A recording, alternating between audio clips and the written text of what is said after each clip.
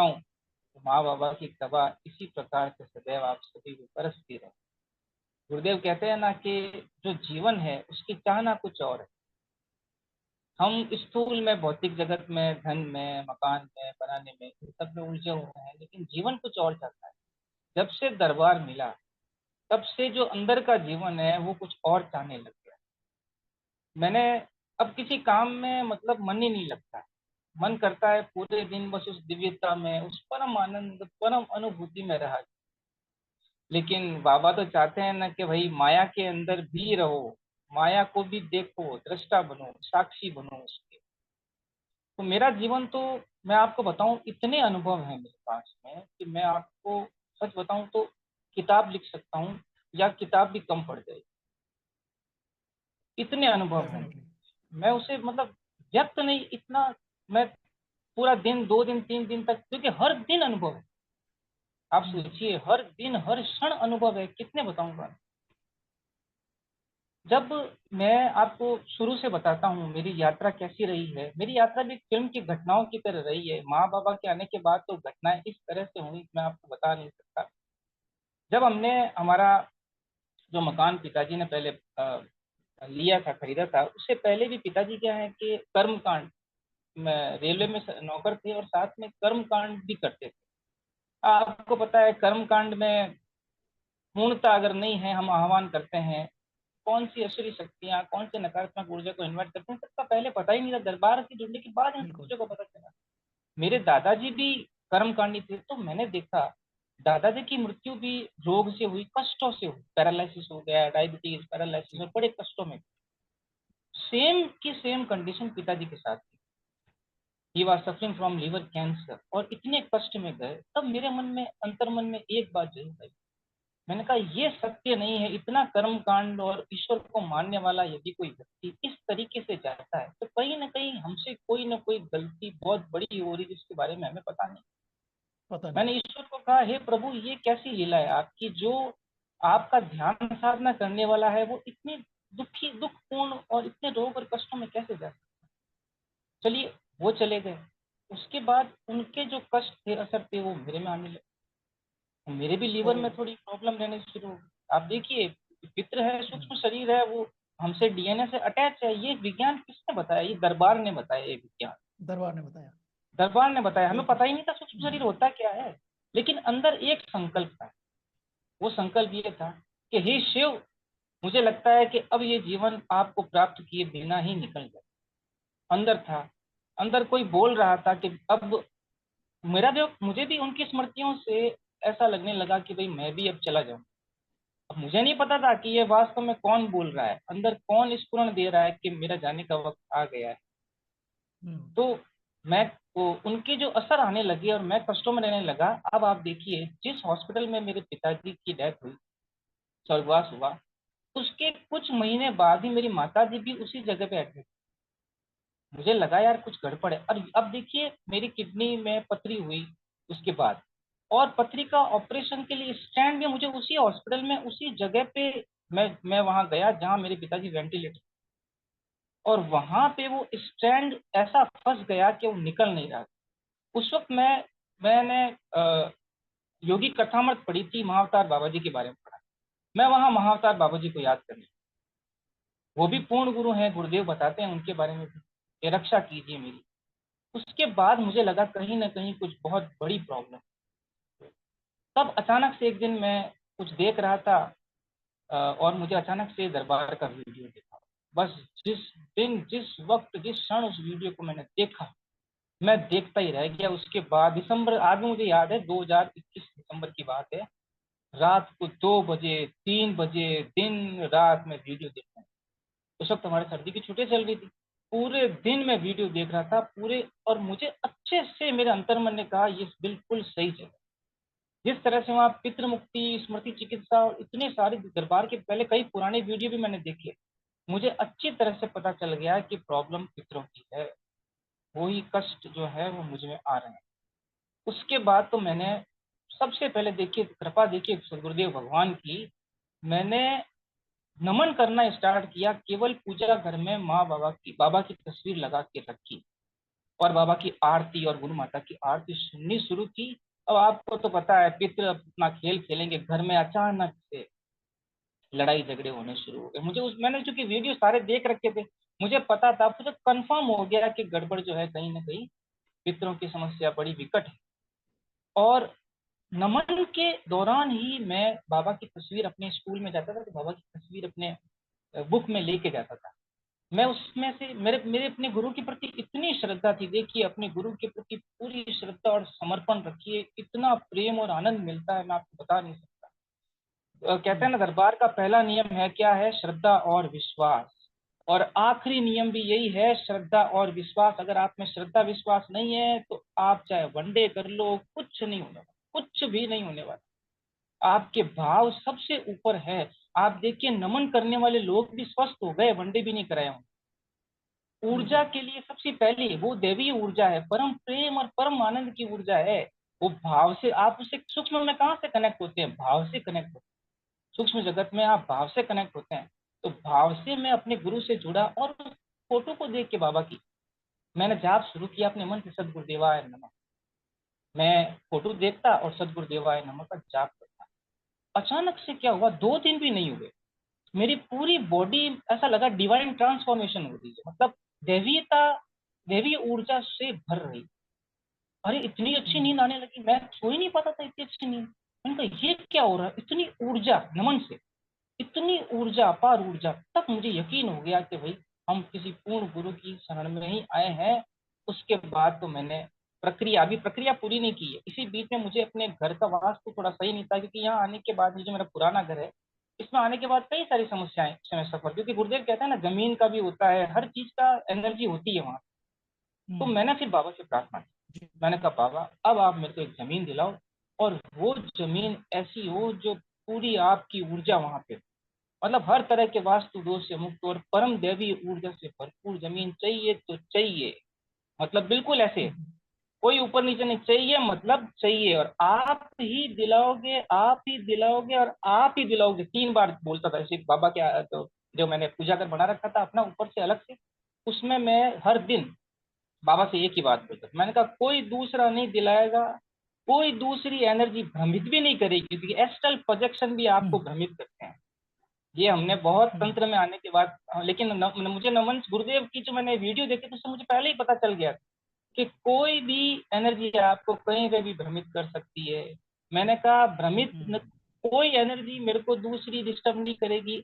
आप ही दिलाओगे, आप ही दिलाओगे, तो आप ही दिलाओगे। उस दिन सुबह के, जी। ये मैं 2-3 दिन लगातार बाबा से कह रहा था, उठ खाते पीते जहां भी मन होता बोल देता, जब भी मन होता बोल देता। अचानक से बाबा सुबह 4 बजे दर्शन दिए। बाबा सुबह के 3-4 बजे की बात है। बाबा ने कहा कि बेटा, तूने जो ये जमीन देखी है, प्लॉट नंबर इतने, इसको फाइनल कर। भाई उसके बाद तो ओहो। मैंने ना, आप बिल्कुल साक्षात बाबा ने ही दर्शन दे दिए। बाबा ने, उससे बड़ी बात और क्या। इतनी कृपा है मेरे गुरु की मेरे ऊपर। सदगुरुदेव भगवान की असीम कृपा लेनी है तो उनसे हृदय से जुड़िए, बहुत प्रेम मिलेगा आपको, मैं बता नहीं सकता। और देखिए, अभी उसके बाद वो जमीन ले ली, और जमीन लेने के बाद बाबा की कृपा से सारा काम, मैंने कहा ना, मैं ऐसा है कि मैंने ज्यादा लोड ही नहीं लिया मकान। वो कैसे बन रहा है, उसका वास्तु क्या है, लोड लेने की व्यवस्था भी बाबा ने अपने आप कर दी। हम्म, अपने आप वास्तु एक्सपर्ट लोग ही, हमारे रिश्तेदार ही वास्तु एक्सपर्ट बन गए। उन्होंने कहा ऐसे करो, वैसे करो, आग्नेय कोण में क्या होगा, ईशान कोण में क्या होगा, टोटल उन्होंने ये सारी व्यवस्था की।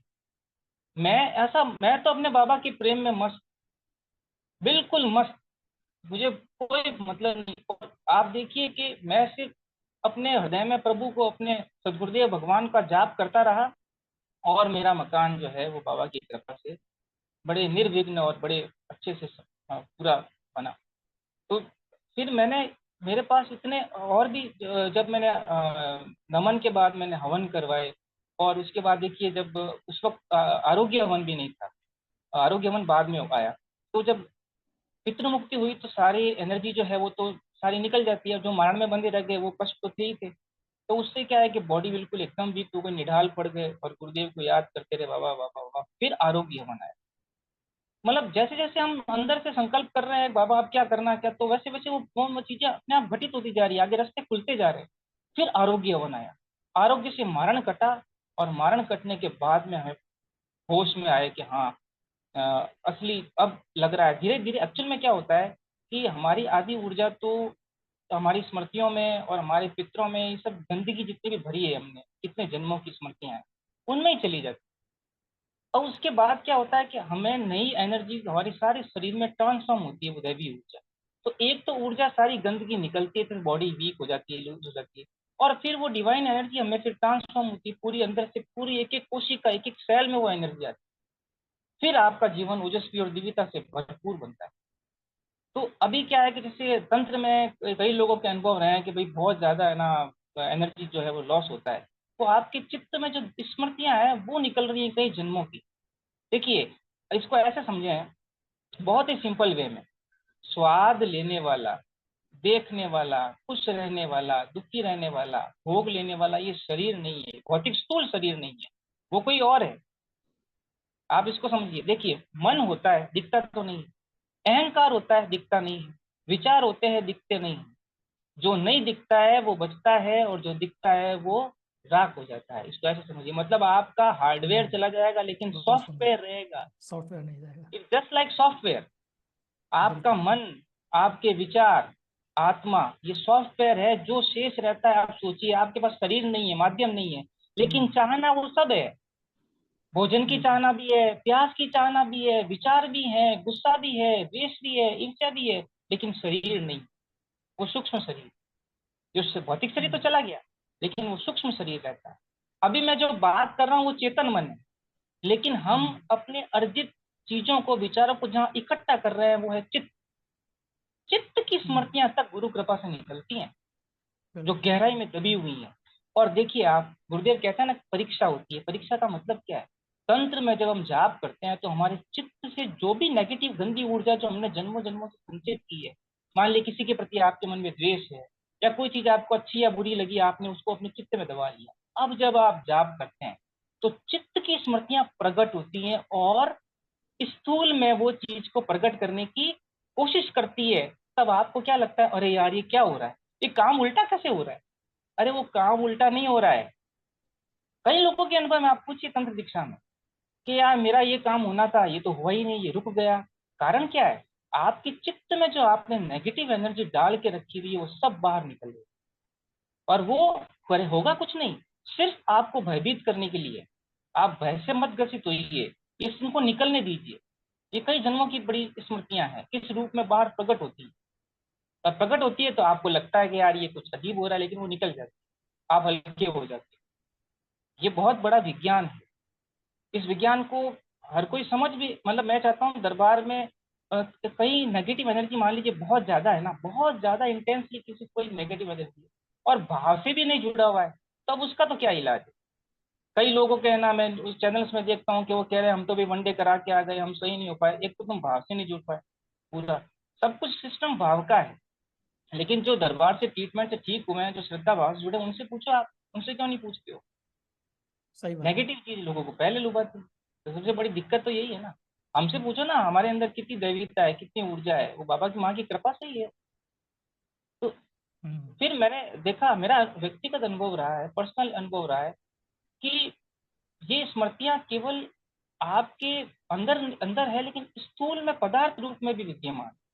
जैसे मैंने शुरू की स्टेज में मैं बाबा से प्रार्थना करता था कि बाबा और कहीं गंदगी है तो बताओ। तो मेरे पूजा घर में गंदगी थी, अब शुरू शुरू में पता नहीं था। अब जिस बाबा गुरुदेव कहते हैं ना, जो चीज आपको सबसे ज्यादा पसंद है ना, उसको निकाल के सबसे पहले बार फेंक।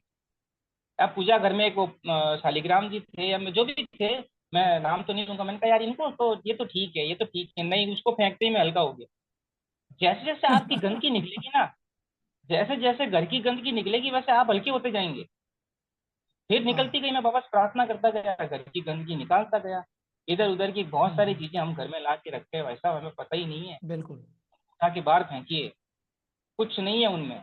जिन अपना आप क्या करते हैं, जिस चीज को लेके आते हैं उससे भाव से जुड़ जाते हैं, सूक्ष्म में जुड़ गए भाव से। वो गंदगी है, वो आपको परेशान करेगी कहीं ना कहीं, चाहे वो फोटो हो चाहे वो वस्तु हो।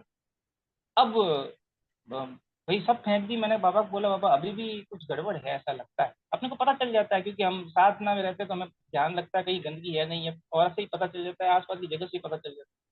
मैंने कहा बाबा और बताओ, और कहाँ गंदगी? वही, मैं तो सपने में बाबा दिखा देते थे मेरे को। तो सपने में मुझे किताबें दिखने लगी। मैंने कहा किताबों में गंदगी हो सकती है ऐसा? मैंने कहा भी मैं देखता हूँ किताबों में, अलमारी में कुछ किताबें निकाली। एक दिन बाबा ने बकायदा किताब ही दिखा दी, किताब का चैप्टर भी दिखा दिया, बॉटनी की किताब थी मेरी एक। तो मैंने उस चैप्टर को खोला तो उसमें अब मैं नाम तो नहीं लूंगा, उसमें गंदगी। गंदगी का मतलब है किसी और धर्म की कुछ उसमें ओहो। डाल के रखा हुआ था बिल्कुल। बकायदा। मैंने उस किताब को जाके जलाया। ऐसे करके कितनी गंदगी बाबा ने स्कूल से निकाली। हम्म। तो स्कूल में भी गंदगियां रहती हैं, भाव से जुड़ जाते हैं स्कूल में, कि वस्तुओं को देख के उससे भाव से अटैच हो गए। वो हमारे एक्चुअल में क्या है कि हम हमारे मन के, वो गंदगी एक्चुअल में स्कूल में कैसे, स्कूल से मन में कैसे, आपने उसको देखा, आपके कुछ अनुभव आपके मन में इकट्ठे हो गए उसके प्रति। तो एक्चुअल में वो गंदगी आपके मन में तो है ही है ना, ऊर्जा तो आपके मन में है। वो गंदगी कहीं ना कहीं रहती है आपके मन में। जब आपने उस किताब को जला दिया तो मन से भाव भी चलेगा कि चलो जल गई तो गंदगी भी चली। ये स्थूल और सूक्ष्म ऐसे एक दूसरे से आपस में को रिलेशन में रहते हैं।